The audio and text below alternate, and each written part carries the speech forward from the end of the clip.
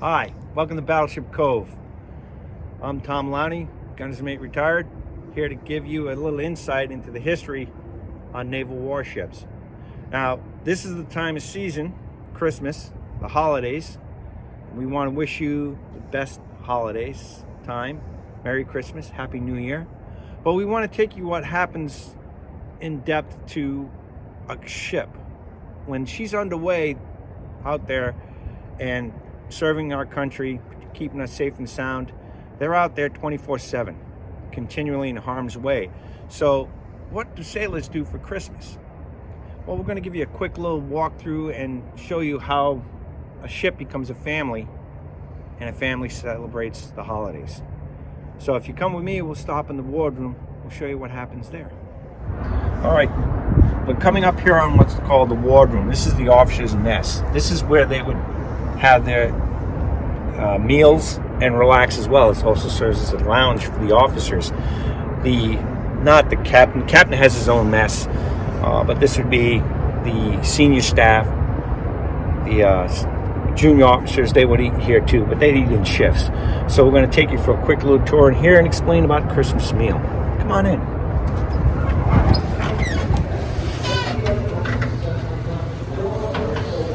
So inside the wardroom here, this area would normally be the lounge for the officers.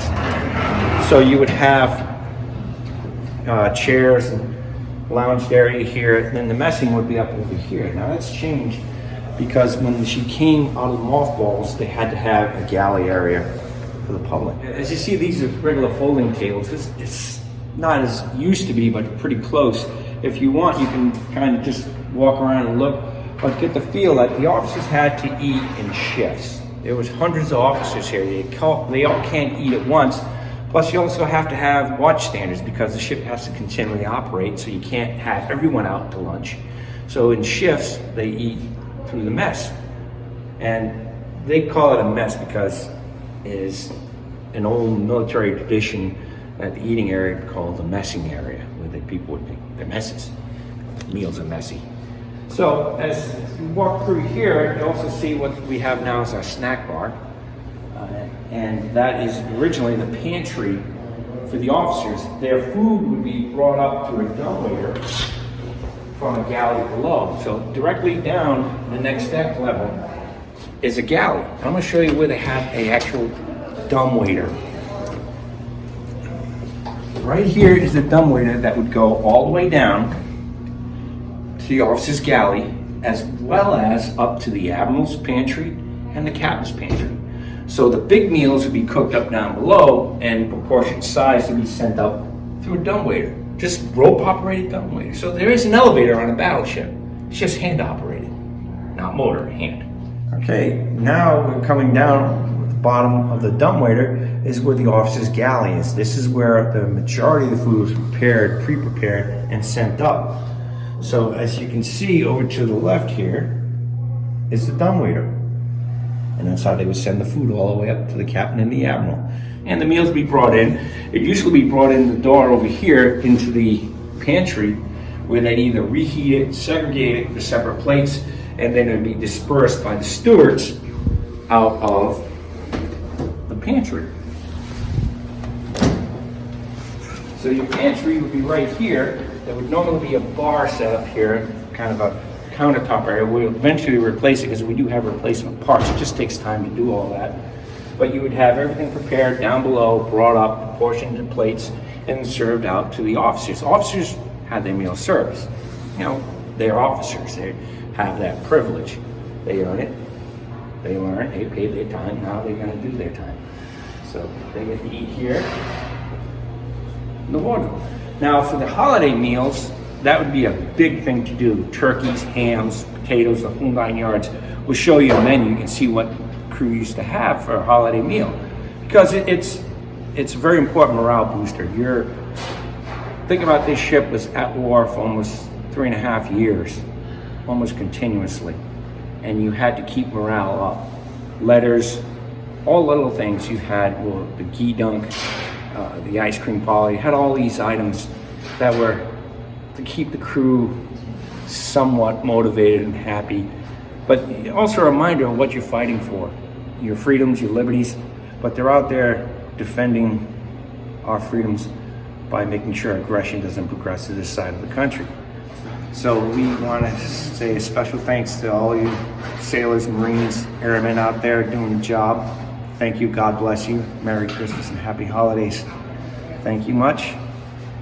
And we just wanted to show you what they're going through now. It doesn't really change much from, say, this battleship to there. The situation's the same. You're defending the country, you're out there serving your country, protecting your family at home. This is the cruise galley. This is where all the enlisted people would eat. You can see the picture of the area, what it looked like over here, but you can picture 2,000 men running around eating 4 meals a day and then having a holiday big meal set up to go. Hams, turkeys, potatoes. We'll show you some of the menus here of some of the holidays, festivities and foods, but again, this is just another part of serving the crew. Now this area is the serving line. You had one both port and starboard side. So as you go through, you can see that you had multiple lines going, multiple people serving, and you were feeding a horde. But you had to do it in cycles because again, you're in watch sections. It's a warship. You got to keep on putting food out. Like this urn right here, this urn was set up, you'd brew coffee. You'd have 2 of these going. There's one port and starboard side. So that way the different watch stations down the engine rooms, the gun mounts, combat, radio, they'd come and get a pitcher of coffee to go. So you had like 30 gallons of coffee being pumped out of here, and they'd do this thing 2 or 3 times a day. Because you got to remember, you're feeding 2,000 men on board a warship. So they have to, somebody's on watch 24/7 all the time, so they got to stay active and they got to eat.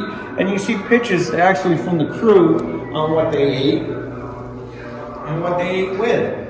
Ceramic cups, no handles, the bowls, the trays, the forks and knives. These pictures are from the ship and its history. And some of the cartoons they have here, this is actual from the ship's history. A famous picture of the serving line mid-stride, pumping the food out. So you had tables like this set up. This is just for serving. This is for a quick bite to eat and go. But when you come back here through the ship, what now is the PT boat area, museum, this was the mess decks. These spaces back here, all the way back, were for messing. Because you got to think, you got to seat 200 to 300 people at a time for a meal, even if it's in shifts. So all this was mess deck area. You had a first class lounge because rank had its privileges. That would be for the first class petty officers. It's now a theater. But all this area was for food. And when you came back here, this was the steam serving line. As you can see the hood here, but the table's gone. This is the Boy Scout Museum, but this was for the chiefs. The chiefs are the senior enlisted personnel. Theirs would be right here. You get your food, you get your stuff. You head on out to the chief's mess. The chief's mess is over here. It's now birthing area, but this was birthing and locker area for the chiefs. But their mess and birthing would be right here. And then you had a galley for the chiefs, and it's in the process of being restored right now. But that would be as well, you'd have your main galley serving the food, and you'd have things like eggs, quick serve, and dispensary there. So that's all part of the food. So you can imagine like Thanksgiving or Christmas meals on board, the hoard and amount of food. And that's something we have to look at in the future. We'll show you storage for cold storage, dry stores. This ship is a floating city, and to keep those 2,200 people moving, you have to have a constant influx of supplies, food, meats, you name it. Poultry, bread, you even have a bakery. So they would end up making food. Bread, would be donuts, cinnamon rolls. If it needed to be baked, the bakery did it. So just think about that, and all our service members who are deployed right now, especially our gang out in the Thomas Hutner and harm's way, thank you for what you do. God bless you. Merry Christmas and Happy New Year. Again, I want to thank everyone for tuning in. If you like what you see here, like, share, subscribe. You want to come and volunteer, look into it, check out the website, see how you can come down and help out. It's always a battle to keep this ship going and restored and making it look good so you can see your history. Thanks again for your time. I'm Tom Lowney. Take care. See you next time.